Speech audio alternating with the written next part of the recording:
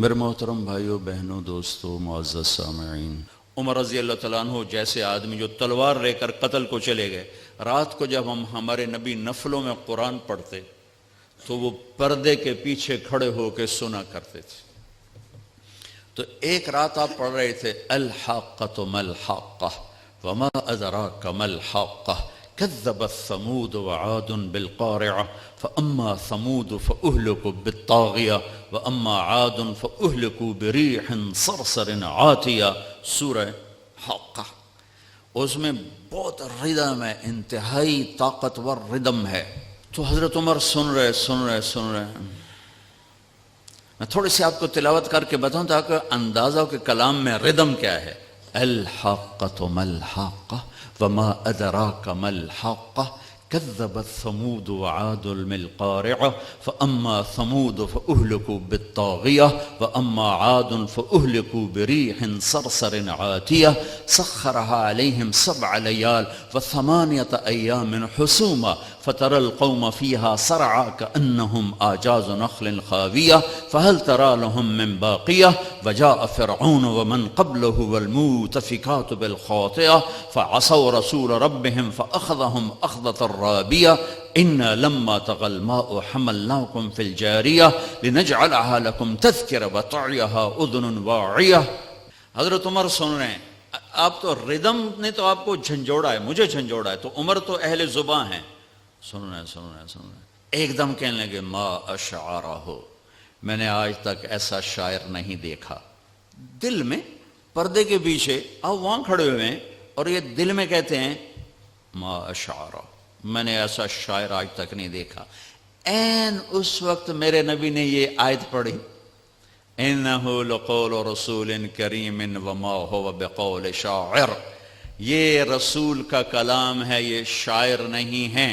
تو حضرت عمر کو ایک دم جو کرنٹ لگا تو بے ساختہ نکلا ما اسحرہ، وہ کتنا بڑا جادوگر ہے، اتنی دور سے میرا خیال سن لیا۔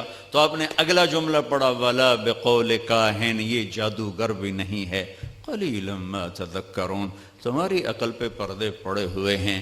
حضرت عمر پہلے یہاں ہٹ ہوئے تھے۔ یہ ایک معجزہ ہے قرآن، اللہ کے واسطے تھوڑا سا ٹائم قرآن کے لیے آپ نکالا کریں۔ اے فیلاں پڑھ تھوڑی مت ماری جانتی، تھوڑا سا اس کو ٹائم دیں، اس کا حق ہے۔ اور بھی دکھ ہیں زمانے میں محبت کے سوا، راحتیں اور بھی ہیں وصل کی راحت کے سوا۔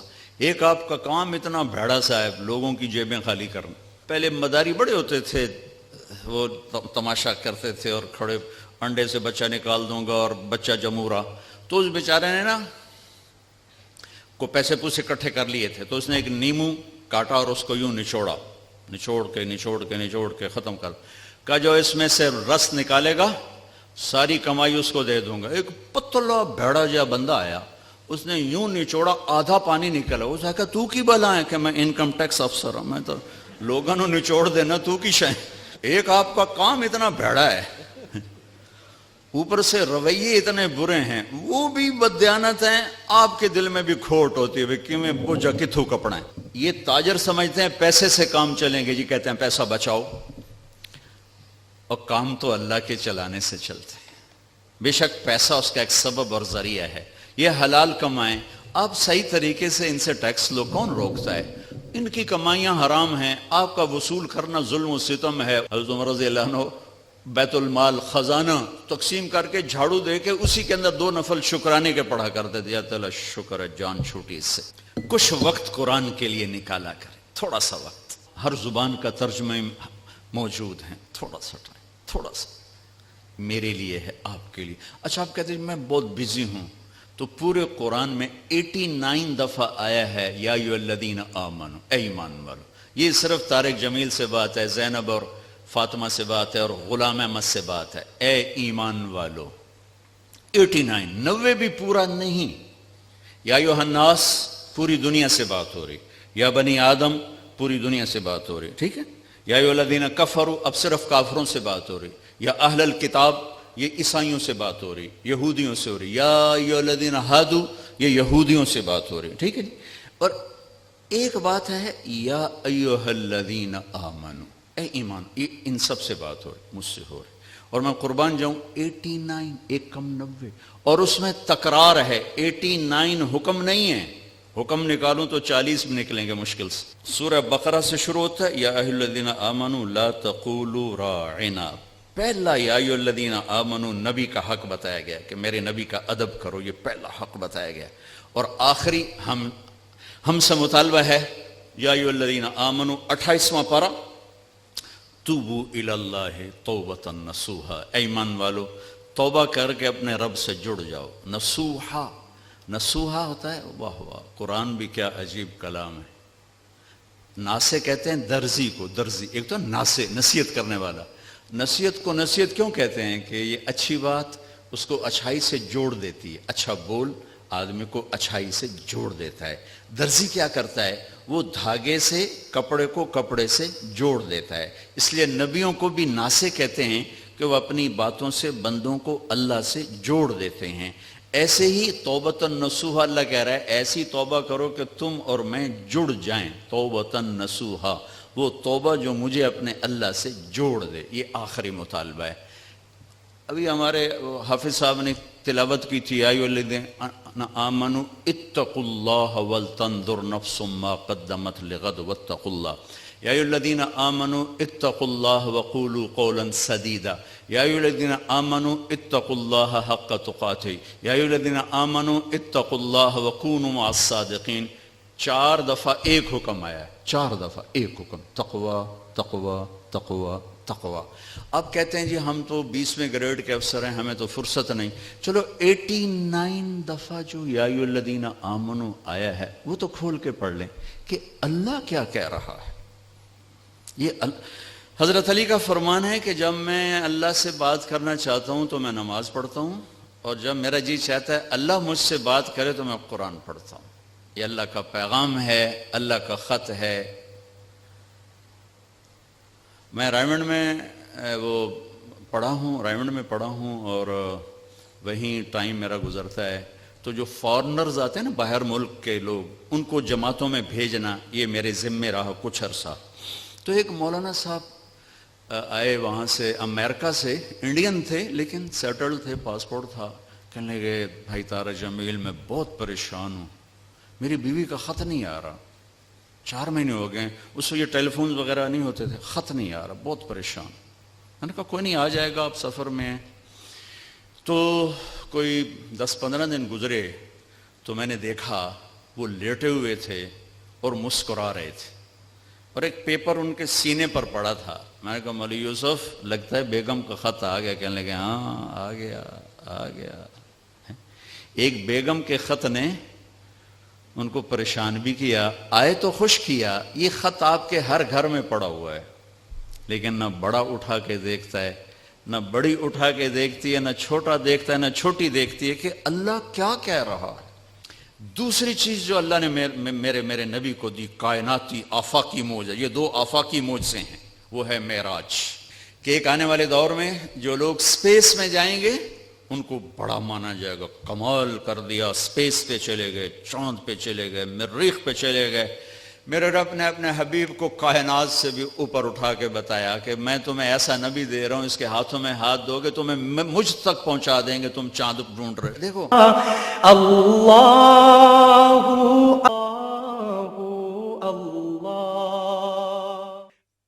پہلی اوپن ہارٹ سرجری میرے نبی کی ہوئی ہے، تو اوپن ہارٹ سرجری ہو سکتی ہے، میرے نبی نے سوچ دی۔ وہ تو ہم زوال کا شکار ہوئے تو اور لوگ ہم سے لے گئے، ورنہ اوپن ہارٹ سرجری کا پہلا تصور میرے نبی کے سے شروع کیا گیا ہے کہ جب آپ کو معراج پہ لے جانے لگے، ام ہانی کے گھر سے آپ کو جبریل نے لیا اور حتیم میں آئے۔ حتیم وہ چھوٹی وال دیوار ہے جو بیت اللہ کے ساتھ، اس میں خالی جگہ، یہ بیت اللہ کا اندر ہے۔ جب ہمارے نبی 35 سال کے تھے تو قریش نے سوچا کہ بیت اللہ بنائیں، وہ سیدھا ہو گئے، تو وہ مستطیل تھا، لمبا زیادہ چوڑا تھوڑا، ابراہیمی بنیادیں، یہ طے کیا کہ حلال کمائی سے بنانا ہے، حرام سے نہیں۔ اچھا وہ پیسے اتنے بنے کہ یہ چوکور بنا اور اگلا حصہ رہ گیا، تو کہنے لگے بس بھائی جتنا ہے اتنا ہی بناؤ، تو وہ چوکور بنا کر اوپر چھت ڈالی اور یہ حصہ چھوڑ دیا کہ جب پیسے ہوں گے تو ہم یہ بیچ میں شامل کر لیں گے. یہ اللہ کی حکمت تھی، نہ پیسے ہوئے نہ وہ شامل ہوا، تاکہ غریب لوگ بھی اگر بیت اللہ کے اندر نماز پڑھنا چاہیں تو وہ جگہ ہے جہاں اگر آپ اندر ہیں. ہم تو بیت اللہ کی طرف منہ کر کے نماز پڑھتے ہیں نا، لیکن اگر آپ بیت اللہ کی طرف پشت کر کے حتیم کی طرف منہ کر کے نماز پڑھیں تو بھی آپ کی نماز ہو گئی ہے، چونکہ آپ بیت اللہ کے اندر ہیں. میں 2 دفعہ بیت اللہ کے اندر گیا، نماز پڑھی، لیکن وہ تو بڑے سفارشوں سے اور بڑے تعلقات سے، اور وہاں تو جو آدمی چلا جائے وہ بیت اللہ کے اندر ہے. تو آپ کو حتیم میں لے جایا گیا. اب آپ کو بے ہوش نہیں کرنا، یوں جبریل نے ہاتھ مارا، سارا سینہ کھل گیا، آپ دیکھ رہے ہیں، اور اس نے دل کو باہر نکالا تو دل سارے جسم سے جدا ہو گیا.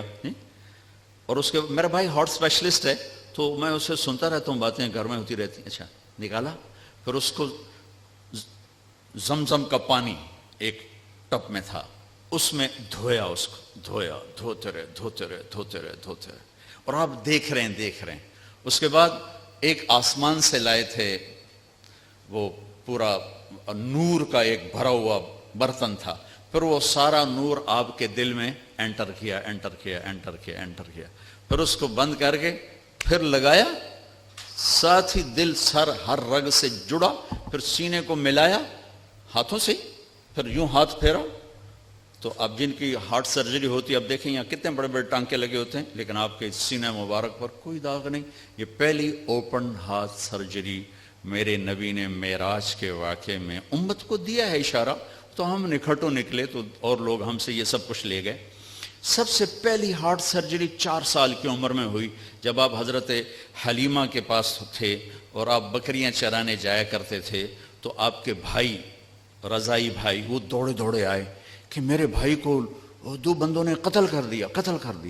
تو حلیمہ بھاگی ہوئی آئیں تو آپ دیکھا آپ پریشان بیٹھے تھے. تو حضرت حلیمہ نے پوچھا بیٹا کیا ہوا؟ کہ 2 آدمی آئے تھے، مجھے لٹا دیا، میرا سینہ کھولا، میرا دل نکالا، پھر اس کو صاف کیا، پھر میرے دل میں، پھر میرے سینے میں دوبارہ فٹ کر دیا. یہ پہلی ہے. اور پھر معراج پر جانے سے پہلے دوبارہ اوپن ہارٹ سرجری ہوئی ہے. پھر براق کا آنا، تیز رفتار سواریوں کا تصور میرے نبی کے ذریعے سے ہمیں ملا کہ ایسی سواریاں بنائی جا سکتی ہیں جو مہینوں کا سفر گھنٹوں میں طے کر دیں. جب آپ نے اگلے دن فرمایا کہ میں گیا تھا بیت المقدس تو قریش کہنے لگے ہم تو 1 مہینہ مسلسل چلتے ہیں اور پھر وہاں پہنچتے ہیں، تم 1 رات میں کیسے کہہ رہے ہو گیا بھی اور آیا بھی؟ تو براق ایک سواری ہے جس کی تیز رفتاری سے ایک پیغام، میسج امت کو گیا کہ اگر تم اس کائنات کے علوم تک پہنچ جاؤ تو تم تیز رفتار سواریاں بھی بنا سکتے ہو. 650 کلومیٹر فی گھنٹہ کی رفتار سے جاپان نے ٹرین بنا لی. آپ کو ام ہانی کے گھر سے اٹھایا گیا، حضرت علی کی بہن، ان کے گھر میں آپ تشریف فرما تھے، اور سیدھا بھی اللہ لے جا سکتے تھے، سیدھا بھی لے جاتے، لیکن مکہ سے بیت المقدس لے جانے میں یہ اعلان تھا کہ اب بیت المقدس بھی مکہ کے تابع ہو گیا ہے، اب یہاں کا قبلہ بھی بیت اللہ ہو گیا ہے، یہاں جتنے نبی آئے وہ سب آپ کے تابع ہو گئے. لہٰذا وہاں پہلے سارے انبیاء موجود ہیں اور سب انتظار میں ہیں، اور آپ پہلی صف میں کھڑے ہوتے ہیں تو سب ایک دوسرے کو دیکھ رہے ہیں کہ اب امامت کون کرائے گا. تو جبریل آپ کا ہاتھ پکڑ کے آپ کو مصلی پر کھڑا فرماتے ہیں، آپ 2 رکعت نماز ادا فرماتے ہیں، اور آپ کے پیچھے 1.25 لاکھ نبی نماز پڑھ کر یہ اعلان کرتے ہیں کہ ہماری نبوت آپ کے قدموں پہ قربان ہو گئی، اب ہمارے لیے بھی آپ ہی نبی ہیں، ہمارے لیے بھی آپ ہی نبی ہیں. عیسیٰ سے لے کر آدم تک تمام انبیاء کو وہاں کھڑا کیا گیا ہے. تو آپ کا سینہ مبارک چاک کیا، اسی کرتے آپ تہمت پہنتے تھے، شلوار زندگی میں 1 دفعہ پہنی اور اسے پسند فرمایا، لیکن عام آپ کا لباس تہمت تھا. تو کوئی خلائی لباس کی ضرورت نہیں پڑی آپ کو، وہاں سے اٹھایا، راستے میں واقعات ہیں، ایک جگہ آپ کو اتارا، کہا یہاں نماز پڑھیں 2 نفل. کہ یہ کون سی جگہ ہے؟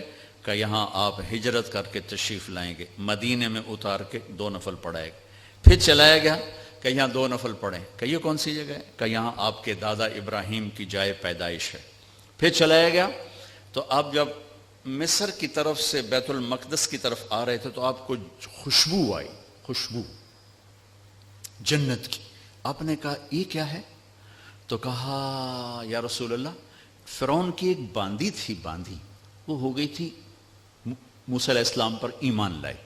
اس کی 2 بیٹیاں تھیں، ایک دودھ پینے والی، ایک ساتھ چلنے والی. جب فرعون کو پتہ چلا تو اس نے ایک کڑاہ میں تیل ڈالا. میں واقعہ پورا سنا رہا ہوں، انہوں نے صرف اشارہ کیا تھا. نیچے آگ جلائی، جب وہ تیل کھولنے لگا تو اس نے اس باندی کو اور اس کی دونوں بچیوں کو پکڑوا لیا. کہنے لگا مجھے رب مانو گی تو زندگی مبارک، اولاد مبارک. موسیٰ کے رب کو مانو گی تو پہلے تیری بیٹیاں تیرے سامنے جلاؤں گا، پھر تجھے جلاؤں گا. یہ مائیں بیٹھی ہیں، انہیں زیادہ پتہ ہے کہ اولاد کی محبت کیا ہوتی ہے، اور اللہ نے اپنی محبت کو ماں سے تشبیہ دی ہے، باپ سے تشبیہ نہیں دی. اور اس کے سامنے 2 بچیاں جلنے کے لیے حکم ہو چکا ہے، اور اس کا ایک بول اپنی بچیوں کو بچا سکتا ہے. اور یہ گھر میں جا کے کہہ سکتی یا اللہ معافی دے دے، میں نے کلمہ کفر کہا ہے، میں اندر سے کافر نہیں. تو جائز. لیکن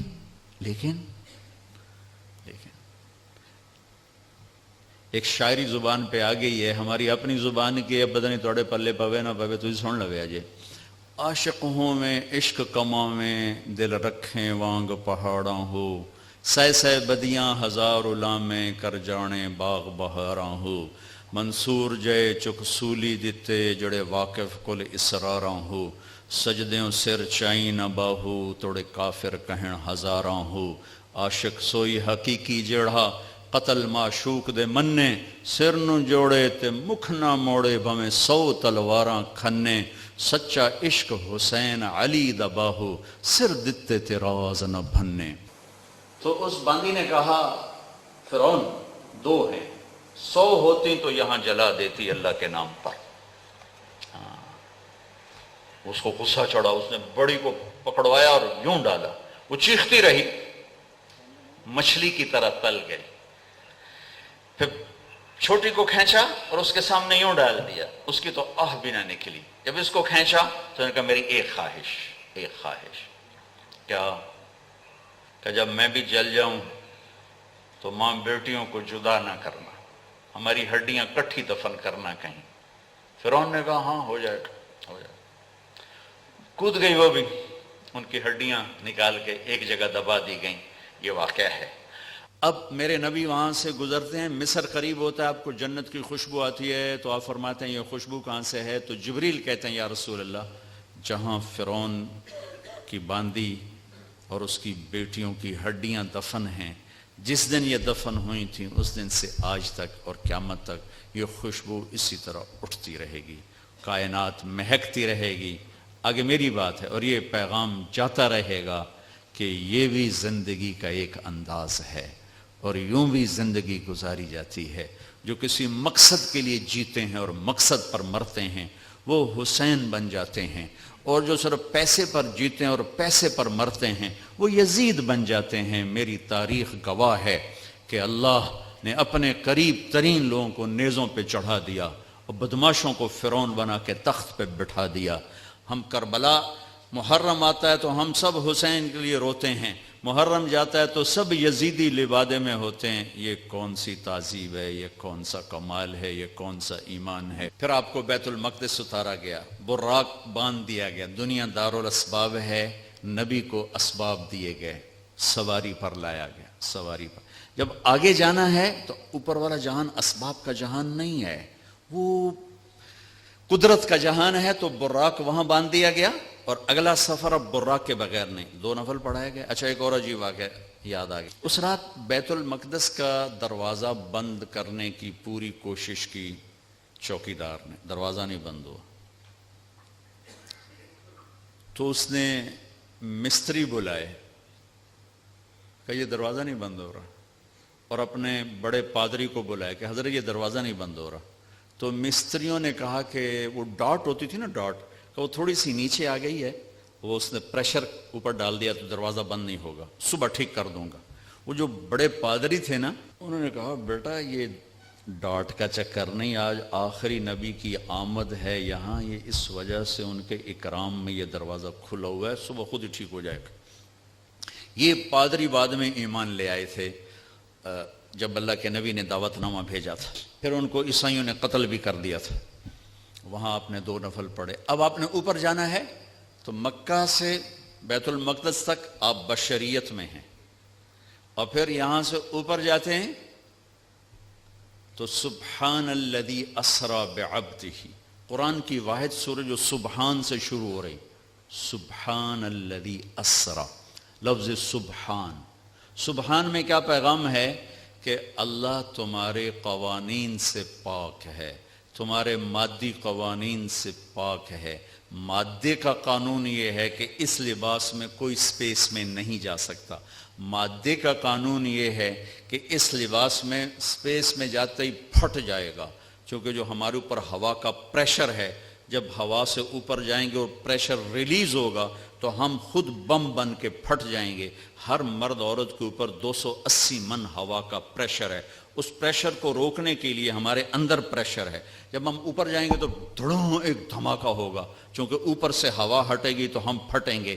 اس پریشر کو مصنوعی طور پر راکٹ میں کریٹ کیا جاتا ہے لباس کے اندر، اس کے اندر، تب ہم اوپر جاتے ہیں کہ تمہارا رب ان سارے قوانین سے پاک ہے، سبحان سبحان۔ اوپر جانے کے لیے آسرا چاہیے، جبریل نہیں، جبریل کا آسرا بھی نہیں چاہیے، سبحان تمہارے قانونوں کا محتاج نہیں ہے۔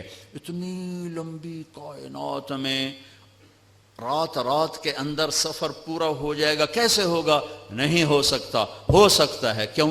سبحان کہ تیرا رب زمان کا بھی مالک ہے، مکان کا بھی مالک ہے۔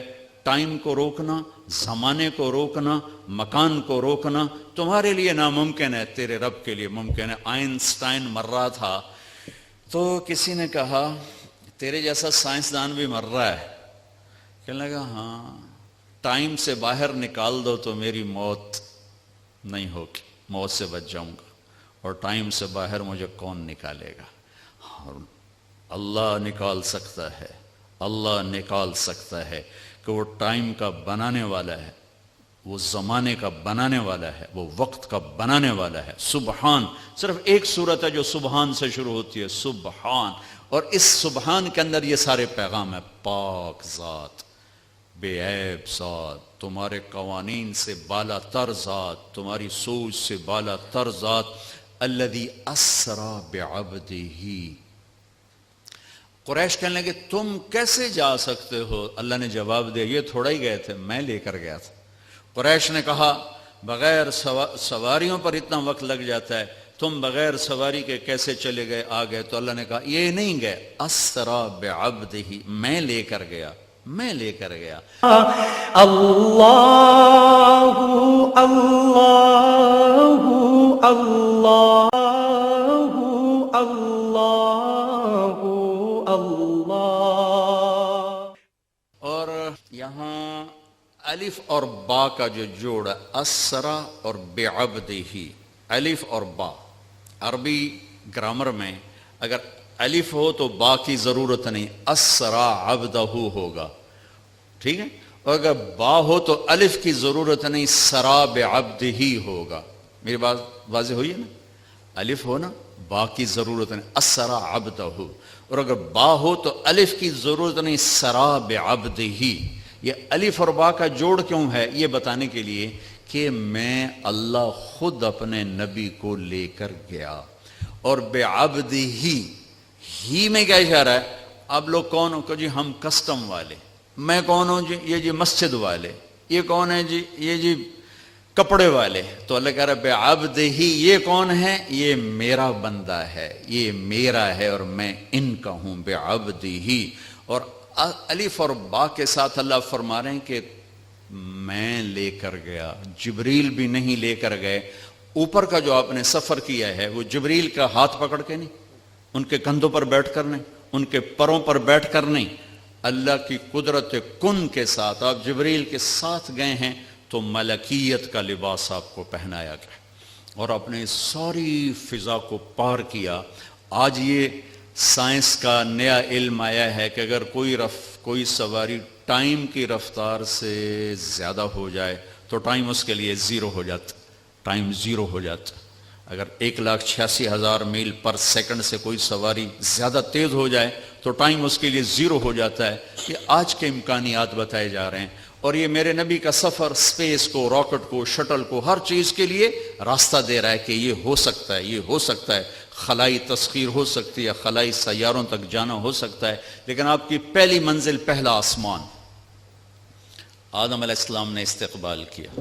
دوسرا آسمان یحییٰ علیہ السلام، زکریا علیہ السلام، عیسیٰ علیہ السلام نے استقبال کیا. تیسری منزل یوسف علیہ السلام، تیسرا آسمان. چوتھی منزل ادریس علیہ السلام، چوتھا آسمان. پانچویں منزل ہارون علیہ السلام، پانچواں آسمان. چھٹی منزل موسیٰ علیہ السلام، چھٹا آسمان. ساتویں منزل، ساتواں آسمان ابراہیم علیہ السلام. ہر آسمان پر نبی کھڑے ہوتے تھے پھولوں کے ہار لے کر. یہ میرا اضافہ ہے استقبال کے لیے. اور ہر نبی کہتے ہمارے بھائی آ گئے، ہمارے نبی آ گئے، ہمارے بھائی آ گئے، ہمارے نبی آ گئے. اب ساتویں آسمان پر پہنچے تو ریسپشن کوئی نہیں.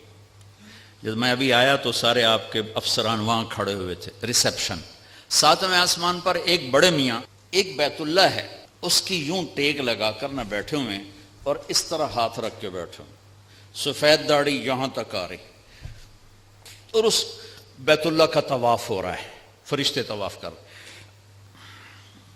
آپ پوچھتے ہیں یہ بڑے میاں کون ہیں، یہ بزرگ کون ہیں؟ تو جبریل کہتے ہیں یہ آپ کے دادا ابراہیم علیہ السلام ہیں.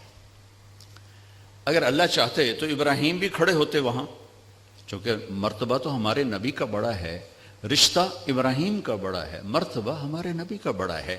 لیکن ان کو بٹھایا، ان کو چلایا. یہ میری بات آپ غور سے سنیے گا.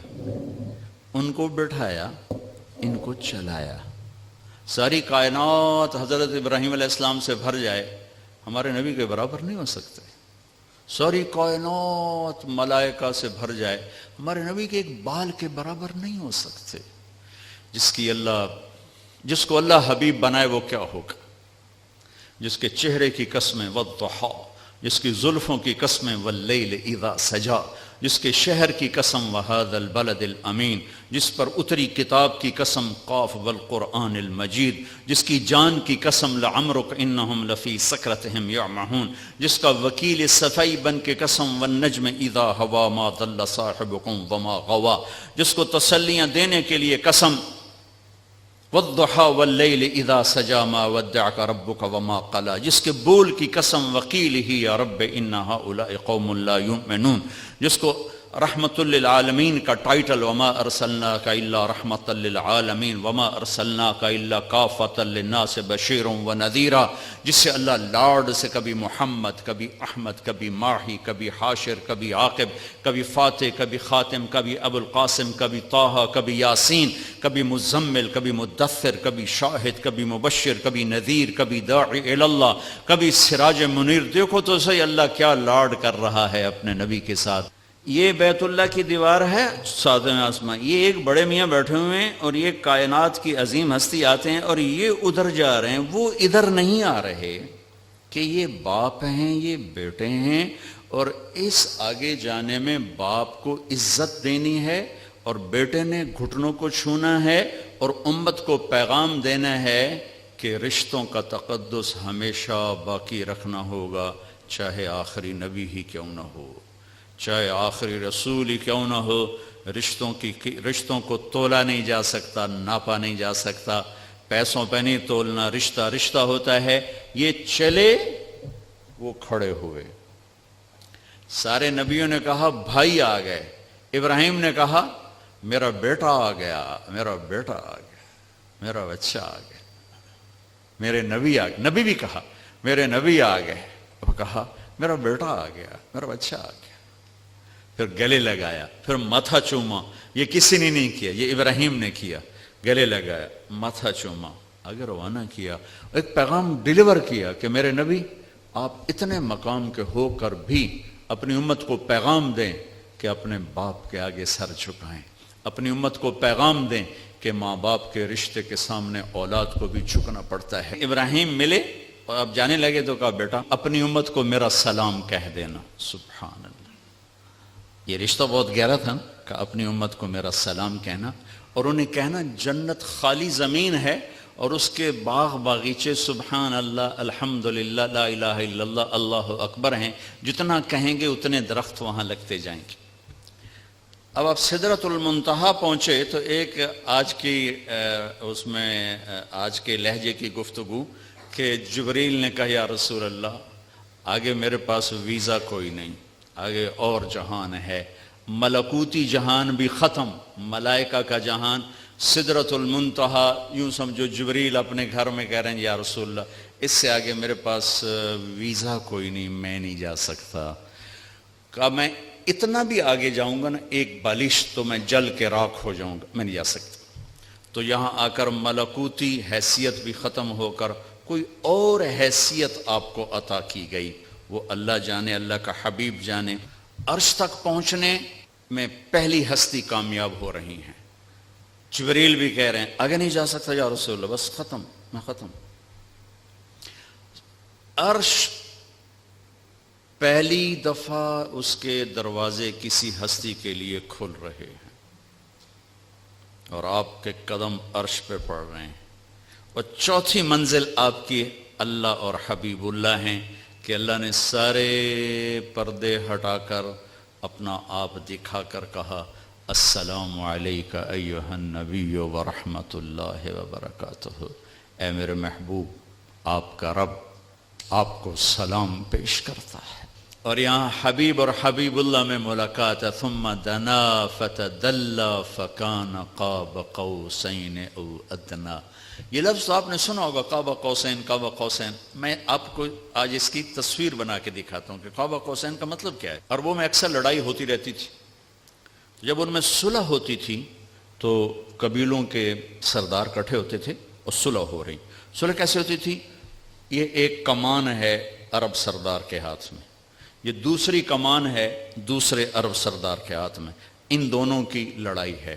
یہ دو عرب سردار ان میں صلح کروا رہے ہیں، یہ دو ساتھ ان کے اس صلح کو پورا کرنے کے لیے آ رہے ہیں. اب یہ ایک محفل ہوتی تھی تو ایک عرب سردار اٹھ کے اپنی کمان یوں کرتا تھا، یہ کمان کا وہ دھاگا ہے جس کے اوپر تیر کھینچا جاتا تھا، اور یہ وہ لکڑی ہے، ٹھیک ہوگی یہ. اب یہ یوں آ کر اپنی کمانوں کے سرے یوں ملا دیتے تھے. آپ دیکھ رہے ہیں سارے، یہ قوس، یہ قوس، قوس کہتے ہیں کمان کو، یہ قاب ہے، یہ قاب، قاب قوسین، دو کمانوں کی قاب، یہ اور یہ اور یہ قاب، اور یہ قوس، یہ قوس. تو اس ملنے کو عربی میں کہا جاتا ہے قاب قوسین، کہ اب جیسے دو کمانیں ان کے کنارے آپس میں مل گئے تو یہ سردار بھی آپس میں مل گئے، اب ان میں لڑائی نہیں ہوگی. اس محاورے کو اللہ نے اپنے اور حبیب اللہ کے لیے استعمال کیا، فکان قاب قوسین، کہ میرا حبیب میرے قریب ایسے ہوا جیسے دو کمانوں کے کنارے قریب ہوتے ہیں. اگلی عجیب بات بتاؤں، او ادنا، او ادنا، اس کی کیفیت صرف اللہ جانتا ہے کہ نہیں میرے حبیب اس سے بھی زیادہ میرے قریب ہو گئے. میرے بھائیوں، اس ہستی کو آئیڈیل بنا کے چلو، مزے کرو گے اللہ کی قسم، اور آپ کی نسلیں مزے کریں گے. اگر آپ لوگوں کی جیبوں پہ ڈاکے ڈالتے رہے، نہ آپ سکھی رہو گے نہ آپ کی نسلیں سکھی رہیں گی. 60 کی دہائی کے ایک چیئرمین پورے مغربی پاکستان کے ہمارے قریبی رشتہ داروں میں تھے، انہوں نے حرام دولت کے ڈھیر لگا دی، پھر اچانک مر گئے.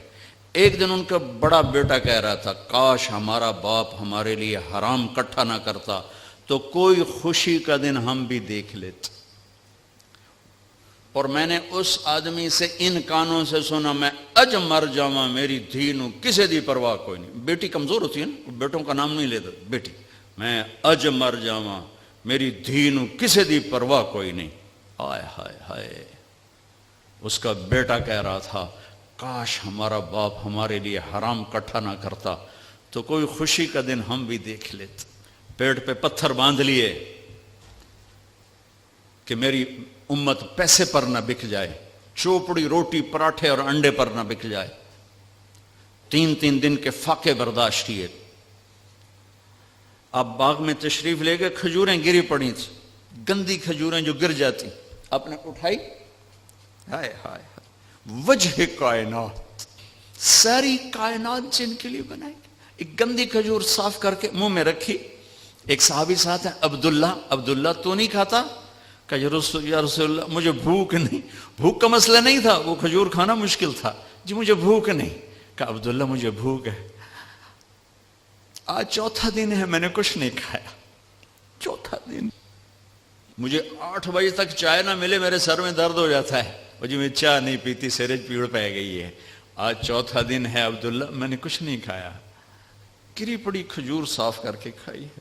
کسٹم والوں کو پیغام دیا ہے پیسہ سب کچھ نہیں ہوتا ہے، انسانیت بہت بڑی معراج ہے. اللہ کا ترازو پیسوں کو نہیں تولے گا، تیرے کردار کو تولے گا، تیری سچائی کو تولے گا، تیری دیانت کو تولے گا. اللہ اور حبیب اللہ کی ملاقات ہے، قاب قوسین او ادنی. پھر وہاں سے آپ کی واپسی ہوئی ہے تو 50 نمازیں لے کر واپس آئے. میں اللہ پہ قربان جاؤں، اللہ نے 5 دینے تھیں، 50 کیوں دی ہیں؟ نماز کی اہمیت بتانے کے لیے کہ نماز بڑی عظیم چیز ہے. آگے آپ نے کچھ کہا ہی نہیں، چپ کر کے واپس آ گئے. تو میں نے کہیں پڑھا نہیں، لیکن مجھے لگتا ہے اللہ نے 6 آسمان پہ موسیٰ علیہ السلام کو کھڑا کر دیا، ہوگا چونکہ پڑھا ہوا نہیں، وجدان ہے. یا رسول اللہ، اللہ کی ملاقات کیسی رہی؟ بہت اچھی رہی. کیا ملا؟ کہ 50 نمازیں. کہا توبہ یا رسول اللہ یہ کون پڑھیں گے؟ اب واپس جا کے تھوڑی کم کروائیں. واپس گئے، 5 کٹ. پھر آگے موسیٰ کھڑے تھے، کتنی؟ 5. نہیں یا رسول اللہ، واپس جائیں. پھر 5. 9 چکر لگے، آنا جانا 5. صرف یہ بتانے کے لیے کہ کسٹم والوں، نماز بھی ایک بہت بڑا حکم ہے. جب 5 رہ گئیں تو موسیٰ علیہ السلام نے پھر کہا واپس جائیں، کوئی نہیں پڑھیں گے. آپ نے کہا مجھے شرم آتی ہے، اب 5 کم ہو رہے ہیں، اب جاؤں گا تو 5 کم ہو گئیں تو پیچھے کیا بچا؟ میں نہیں جاتا. تو کہنے لگے چلو ٹھیک. میری امت پہ 2 نمازیں فرض تھیں، انہوں نے کوئی نہ پڑھی. یہ کسٹم والے 5 کتھوں پڑھنے نے، ایک نہیں پڑھنی، 5 کتھوں پڑھنی. میں کہا نہیں میں نہیں، بس اب ٹھیک ہے. یہ پھر غیب سے آواز آئی اوپر سے، میرے حبیب آپ نے 5 قبول کی، ہمارے ہاں 50 ہی ہیں، آپ کی امت 1 پڑھے گی 10 لکھی جائیں گی، 1 پڑھے گی 10 لکھی جائے گی. تو یہ وہاں سے تحفہ لے کر آئے. وَلَقَدْ رَآهُ نَزْلَةً أُخْرَى عِنْدَ سِدْرَةِ الْمُنْتَهَى. پھر واپسی پہ جبریل سے پھر آپ کی ملاقات ہوئی. پھر وہاں سے واپس آئے اور پھر بیت المقدس پہنچے. پھر وہاں سے براق پہ سوار ہوئے اور صبح نہیں، اسی وقت آپ کے سردی کا زمانہ تھا، بستر کی گرمائش ابھی ختم نہیں ہوئی تھی کہ آپ واپس اپنے بستر پر تشریف لے آئے. صبح آپ نے حضرت خدیجہ سے کہا یہ ہوا ہے، میں بتانا چاہتا ہوں. وہ ڈر گئے، یا رسول اللہ لوگ تو بہت جھٹلائیں گے. کہا جھٹلائیں، جو مرضی کریں، میں بتانا چاہتا ہوں. آپ حرم میں تشریف لائے اور آپ نے یہ اعلان کیا میرا رات یہ سفر ہوا. تو ایک آدمی بھاگا، وہاں سے بھاگا آیا ابو بکر کے پاس. ابو بکر، اگر ایک آدمی یوں کہے میں راتوں رات فلسطین بیت المقدس گیا، پھر اوپر گیا، پھر اسی رات واپس آ گیا، تم مانو گے؟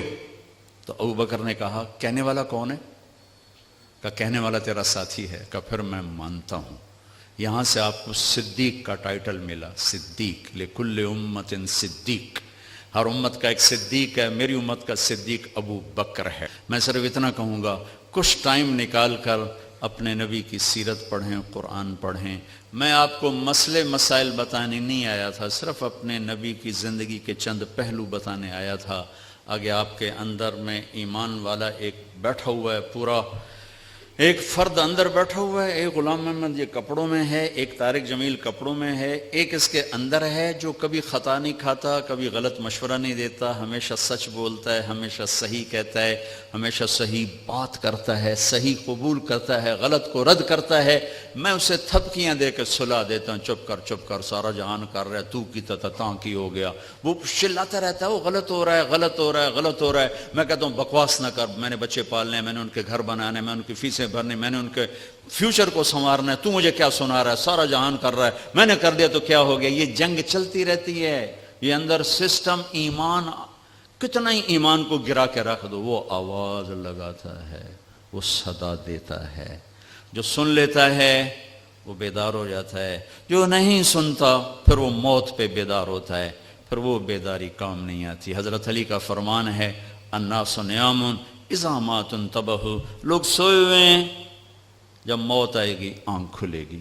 خوش قسمت ہے جو مرنے سے پہلے آنکھ کھول کے دیکھ لے کہ یہ حق ہے اور یہ باطل ہے، یہ سچ ہے، یہ جھوٹ ہے. میرے نبی نے فرمایا میرا امتی ہر عیب کر سکتا ہے، ایک جھوٹ نہیں بول سکتا، ایک دھوکہ نہیں دے سکتا. میرا سارا دیش جھوٹ اور دھوکے سے بھرا پڑا.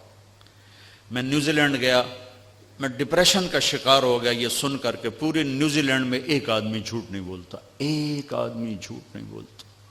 وہ میرا دفتر ہو، میری منڈی ہو، میرے کھیت ہوں، میرا سندھ ہو، میرا بلوچستان ہو، میرا سرحد ہو، میرا پنجاب ہو، سچ بولنے والے تو نظر ہی کوئی نہیں آتے. کون ہیں، کہاں ہیں؟